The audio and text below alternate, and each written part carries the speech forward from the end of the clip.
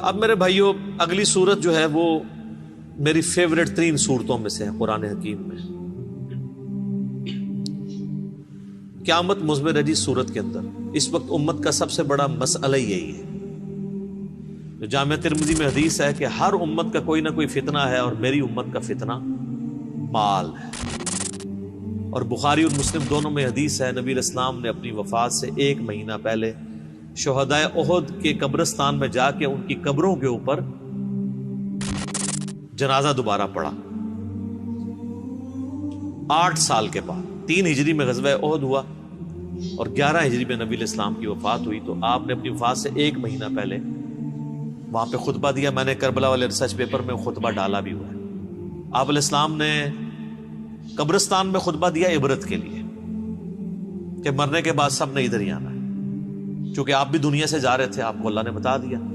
اور حدیث کے الفاظ ہیں، عقبہ بن عامر کہتے ہیں کہ میں نے آخری دفعہ رسول اللہ کو ممبر پہ اسی دن دیکھا تھا. اس کے بعد میں نے حضور کو ممبر پہ چڑھے ہوئے نہیں دیکھا. آپ فرمایا لوگوں، اللہ تعالیٰ نے مجھے اپنا حوض کوثر یہیں پہ دکھا دیا ہے. اس وقت میرا ممبر میرے حوض کوثر پہ لگا ہے. میں تمہارا پیش رو ہوں، یعنی میں آگے جانے والا ہوں، تم میرے بعد میرے پیچھے آؤ گے. ظاہر ہے نبی علیہ السلام نے ایک دعوت کھڑی کی تھی، اتنی محنت سے اپنی ایک ٹیم تیار کی تھی. اب دنیا تو ظاہر ہر بندے نے چھوڑ کے جانا ہے، تو آپ کو یہ ٹینشن بھی تھی کہ میں جو پیچھے لوگ چھوڑ کے جا رہا ہوں ان کو آخری درجے تک وصیت کر جاؤں کہ میرے بعد تمہیں خطرہ کن کن چیزوں سے. آپ نے فرمایا مجھے اپنے بعد تم سے یہ ڈر نہیں کہ تم دوبارہ سے بت پرستی میں مبتلا ہو جاؤ، شرک کرنے لگ پڑو. یہ تو مجھے کانفیڈنس ہے کہ تم، یعنی اپنے صحابہ کے بارے میں آپ کو ایک گارنٹی تھی، تربیت یافتہ جو لوگ تھے، کہ یہ شرک میں مبتلا نہیں ہوں گے. البتہ مجھے یہ ڈر ہے کہ تم میرے بعد دنیا کے مال میں پھنس جاؤ گے اور دنیا کے خزانے تمہارے لیے کھول دیے جائیں گے. نبی علیہ السلام نے تو اپنی وفات تک فقر ہی دیکھا تھا. بخاری اور مسلم دونوں میں حدیث ہے، اما عائشہ کہتی ہیں کہ نبی علیہ السلام کی وفات تک ہماری یہ حالت تھی. بعض اوقات 1 مہینہ، بعض اوقات 2، بعض اوقات 3 مہینے تک ہمارے گھر میں چولہا نہیں جلتا تھا، کوئی پکانے کے لیے چیز نہیں ہوتی تھی. 2 کالی چیزوں پہ گزارا ہوتا تھا، ایک کھجور اور دوسرا پانی. اور کھجوریں بھی کو ٹن نہیں، 2 کھجوریں اور ایک میٹھا پانی کا پیالہ صبح کے وقت، اور 2 کھجوریں اور 1 پانی کا پیالہ میٹھا شام کے وقت. کیونکہ میٹھا پانی وہاں پہ ایشو تھا ریگستان میں. آج بھی آپ ذرا ریگستانی علاقوں میں چلے جائیں تو کتنے کلومیٹرز پیدل سفر کر کے، وہاں کی تو زندگی میں ایشو ہی یہی ہے کہ پانی بھر کے لانا ہے 8 کلومیٹر سے، اور آپ نے آٹا جو ہے چکی میں پیس کے بس روٹی پکانی. یہ ٹوٹل لوگوں کی زندگی ہے. یہ جو آپ یاشیاں جو نیٹ پہ یوٹیوب پہ بیٹھے رہتے ہیں اور فیس بک پہ، یہ تو وہاں کے مسئلے ہی نہیں ہیں. وہاں کے تو مسئلے ہی کچھ اور ہیں. تو اس زمانے میں نبی علیہ السلام کے مبارک زمانے، اما عائشہ کہتی ہیں کہ یعنی آپ علیہ السلام اور آپ کے گھر والوں کا گزارا کالی چیزوں پہ ہوتا تھا. اب ظاہر نبی علیہ السلام کو ٹینشن تو تھی کہ میرے بعد جب دنیا کے خزانے کھول دیے جائیں گے. تو مسلم شریف کے آگے الفاظ ہیں اس شہدائے احد والے قبرستان میں جو خطبے میں آپ نے فرمایا کہ مجھے خطرہ ہے کہ تم دنیا کے مال میں پھنس جاؤ گے، دنیا کی محبت میں ایک دوسرے کو قتل کرو گے، حتیٰ کہ تم بھی تباہ و برباد کر دیے جاؤ گے جس طرح تم سے اگلی امتیں برباد کر دی گئی. اور وہی ہوا ہے. آپ دیکھ 30 سال ہی سکون سے گزرے ہیں، وہ بھی بمشکل. اور اس کے بعد کیا ہوا ہے امت کے ساتھ؟ پھر اسلام کا عروج تو نیچے ہی آیا ہے، مسلمانوں کا عروج اوپر گیا. ظاہر ہے سپر پاور تھی، اس کا ایکسپلوژن تھا. جب بھی آج امریکہ سپر پاور ہے تو سر وہ بھی بدماشی کر رہا ہے. اس وقت ہم سپر پاور تھے، ہم بھی کسی کو کھنگڑ نہیں دے دیں، ٹھیک ہے. تو وہ ایک سپر پاور کا ایکسپلوژن تھا. اسلامی حکومتیں نہیں تھی، مسلمان حکومتیں تھیں.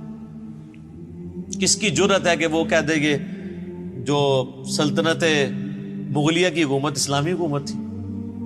میرا خود تعلق مغلیہ خاندان سے ہے، میں کیسے یہ کہہ دوں؟ اللہ کو جان دینی. مسلمانوں کی حکومتیں تھیں، اسلامی حکومتیں تو کوئی نہیں تھی. نہ سلطنت عثمانیہ جو ہے وہ اسلامی حکومت تھی، مسلمانوں کی حکومت تھی. تو آپ علیہ السلام کو بتا دیا گیا کہ فتنہ مال ہے. یہ صورت اسی فتنے کو ایڈریس کرتی ہے. اور بخاری اور مسلم دونوں میں ایک حدیث موجود ہے متفقن علیہ کہ نبی علیہ السلام نے یہی صورت پوری تلاوت کی. پوری صورت پڑھنے کے بعد کہا کہ آدمی کہتا ہے میرا مال میرا مال میرا مال، یہی کہتے کہتے مر جاتا ہے. حالانکہ تیرا مال تو وہ ہے جو تو نے کھا پی لیا، یا پہن کر بوسیدہ کر لیا کپڑے، یا آخرت میں اللہ کے لیے بھیج کے اللہ کی راہ میں خرچ کر کے اپنے لیے سٹور کر لیا، یعنی جو اللہ کی راہ میں خرچ کرتے ہو یہ تمہارا مال ہے، باقی تو تیرے وارثوں کا مال ہے۔ بخاری اور مسلم دونوں میں حدیث ہے، نبی علیہ السلام نے فرمایا انسان کے 3 دوست ہیں، ایک ہی ساتھ جاتا ہے، 2 باہر ہی رہ جاتے ہیں، اس کے رشتہ دار اور مال یہ قبر سے باہر رہ جاتے ہیں، اور اس کے اعمال قبر میں ساتھ جاتے ہیں۔ بخاری اور مسلم دونوں میں حدیث موجود ہے، نبی علیہ السلام نے فرمایا کہ ابن آدم کے پاس اگر سونے کی 2 وادیاں ہو نا تو وہ کہے گا تیسری بھی آ جائے، اس کا پیٹ صرف قبر کی مٹی بھرے گا۔ یہ لالچ ایسی چیز ہے جس کے پاس مال آ جائے اس کی بھی ختم نہیں ہوتی، یہ قبر کی مٹی اس کا پیٹ بھرے گی۔ یہ ساری حدیثیں بخاری مسلم میں جتنی میں بیان کر رہا ہوں، باہر کی کتابوں سے، اور یہ تقریباً آلموسٹ 17 رکت انگیز حدیثیں میں نے مسئلہ نمبر 51 میں ریکارڈ کروائی ہیں۔ رزق حرام کی مذمت، دنیا پرستی کا انجام اور اس کا علاج۔ 11 آیات قرآن حکیم سے کراس ریفرنس کے طور پہ پیش کی، جس میں میں نے یہ صورت بھی ڈسکس کی تھی، اور 17 احادیث بخاری اور مسلم سے۔ وہ سننے والا لیکچر ہے، قبلہ صحیح کرنے والا لیکچر ہے، مسئلہ نمبر 51۔ تو نبی صلی اللہ علیہ وآلہ وسلم کو یہ بات پتا تھی کہ میرے بعد فتنہ کیا بننے والا ہے امت کے، تو آپ کا زہد پریکٹیکلی آپ نے پروف کیا۔ بخاری اور مسلم دونوں میں حدیث ہے، نبی علیہ السلام دعا کیا کرتے تھے، اے اللہ محمد اور آل محمد کو صلی اللہ علیہ وآلہ وسلم بس اتنا ہی رزق دینا کہ ان کی روح اور جسم کا رشتہ برقرار رہے، یعنی بس سانس چلتی رہے، اس سے زیادہ مجھے رزق نہیں چاہیے۔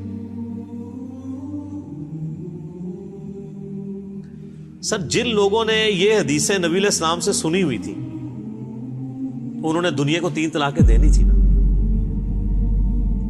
انہوں نے ابو ذر غفاری پھر بننا ہی تھا۔ ابو ذر غفاری کے اوپر میرا کلپ دیکھیں، رات کو میں دوبارہ دیکھ رہا تھا وہ کلپ، آپ کسی اور دنیا میں چلے جائیں گے۔ یوٹیوب پہ جا کے لکھیں سیدنا Abu Zar Ghifari, tragic life story of a true Muslim, کہ انہوں نے کتنی کمٹمنٹ کے ساتھ زہد کی زندگی گزاری ہے۔ ایون صحابہ سے بھی وہ لڑتے تھے اس معاملے میں کہ نبی علیہ السلام کی یہ زندگی نہیں تھی جو تم گزار، اور وہ جو کچھ فورسی کر رہے تھے حضرت عثمان کے دور میں، پھر آپ نے دیکھ لیا کہ پھر اس کا انجام کیا نکلا۔ الہاکم التکاثر، غافل رکھا تمہیں، ہلاک کر دیا تمہیں زیادہ مال جمع کرنے کی ہوس نے، حتی زرتم المقابر، یہاں تک کہ تم نے قبروں کا منہ دیکھا، یعنی مرتے دم تک مال مال مال مال، اینڈ کوئی نہیں ہے جب تک کہ قبر کی مٹی میں نہ جا کے مل جاؤ۔ کلا سوف تعلمون، ہاں ہاں تم جلد ہی جان جاؤ گے۔ ثم کلا سوف تعلمون، پھر تم سے کہتے ہیں ہاں ہاں ان قریب تمہیں معلوم ہو جائے گا۔ کلا لو تعلمون علم الیقین، ہاں تم یقینی طور پر جان جاؤ گے۔ یقین تو اسی وقت آنا جب چیز سامنے آ جائے گی۔ لترون الجحیم، تم دیکھ کر رہو گے دوزخ کی آگ کو۔ ثم لترونها عین الیقین، اس کے بعد تمہیں دوزخ کی جو آگ کو دیکھ کر اپنی آنکھوں سے یقین آ جائے گا، لیکن اس میں فائدہ کوئی نہیں ہونا۔ ثم لتسألن یومئذ عن النعیم، اس دن پھر تم سے اللہ تعالیٰ ہر اس نعمت کے بارے میں پوچھے گا جو اس نے دنیا میں تمہیں وہ نعمت دی تھی۔ آنکھ، کان، عقل، یہ ساری چیزیں دی تھی، ان کو یوٹیلائز کر کے اللہ کی اطاعت کیوں نہیں اختیار کی؟ ایک ایک نعمت کے بارے میں پوچھا جائے گا۔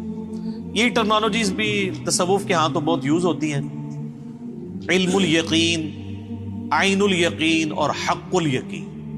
وہ کہتے ہیں علم الیقین کی تو ہم زندگی گزار رہے ہیں، یعنی ہمیں وحی کے ذریعے یہ علم حاصل ہو گیا ہے کہ مرنے کے بعد اللہ کے حضور پیش ہونا ہے، لیکن عین الیقین اس وقت ہوگا کہ جب انسان مرے گا اور مرنے کے بعد ساری چیزیں اس کے سامنے آشکار ہونا شروع ہو جائیں گی، نزا کے عالم میں فرشتے نظر آنا شروع ہو جائیں گے، قرآن حکیم کی کئی آیات اس پہ گواہ ہیں. مسئلہ 117A اور 117B عذاب قبر کے اوپر میں نے ریکارڈ کرایا، اس میں آپ دیکھ سکتے ہیں.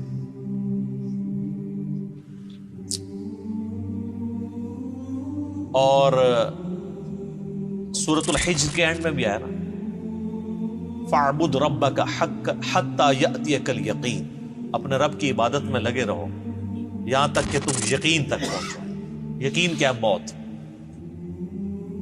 تو علم الیقین تو وحی کے ذریعے میں حاصل ہے. عین الیقین آنکھوں کے ذریعے دیکھ، وہ تو مرنے کے بعد ہی ہے، نزع کے عالم میں ہے، لیکن وہ بھی بندہ واپس نہیں آ سکتا. اور جامعہ ترمذی میں حدیث ہے کہ موت کے غرغرے سے پہلے توبہ قبول ہے، نزع کے عالم میں تو توبہ بھی قبول کوئی نہیں. اور ایک تیسری چیز ہے، وہ ہے حق الیقین. حق الیقین اللہ نہ کرے کہ اس تک نوبت آئے. حق الیقین یہ کہ جب کسی کو آگ میں پھینک دیا جائے گا نا، پھر اسے حق الیقین ہو جائے گا جب اس کا جسم جلے گا. دنیا میں بھی آپ دیکھ لیں، اگر ہم کہیں کہ جی وہ فلاں جگہ پہ دھواں اٹھ رہا ہے، آگ لگی ہوئی ہے، تو یہ کیا ہوگا؟ علم الیقین، کیونکہ آثار بتا رہے ہیں کہ آگ لگی ہے. پھر آپ قریب چلے جائیں اور آگ نظر آ جائے تو اسے کہا جائے گا عین الیقین، آنکھ سے دیکھ لیا. اور اگر زیادہ تسلی کرنی ہے تو بیچ میں ہاتھ ڈال دیں، تو جب ہاتھ جلے گا نا تو حق الیقین ہو جائے گا. تو یہ اللہ تعالیٰ ہمارا ہے کہ تم عنقریب تم اپنی آنکھوں سے بھی دیکھ لو گے اور اس یقین کے عالم تک بھی پہنچو گے. آج جو تم ہمارے پیغمبر کی دعوت کو جھٹلا رہے ہو، تو ایک وقت آنے والا ہے کہ ساری چیزیں کھل کے تمہارے سامنے آ جائیں. اللہم من احییتہ منا فاحیہ علی الاسلام ومن توفیتہ منا فتوفہ علی الایمان. اللہم ثبتنا علی الایمان، اللہم ثبتنا علی القرآن، اللہم ثبتنا علی الاسلام.